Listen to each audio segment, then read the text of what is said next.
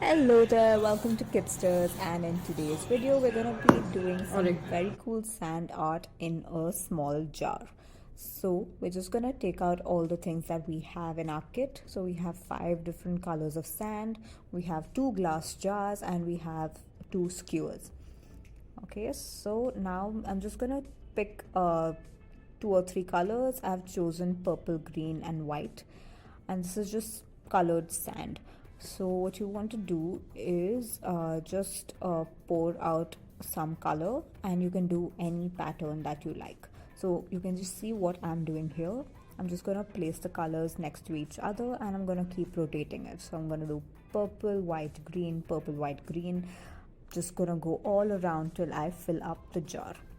Okay, so now you can also use the skewers to create some cool patterns. You can do a lot of different things, but this is what I did. And now when you finally fill up your jar, you want to make a hole right in the middle and fill that up with more sand. I'm using white here, you can use any other color. So we're doing this just to fill in any air gaps so that when you shake your jar, your pattern doesn't get spoiled. Okay, so once you're done with that, you can seal up your jar and just display it wherever you like. So I hope you enjoyed this video. Thank you for watching.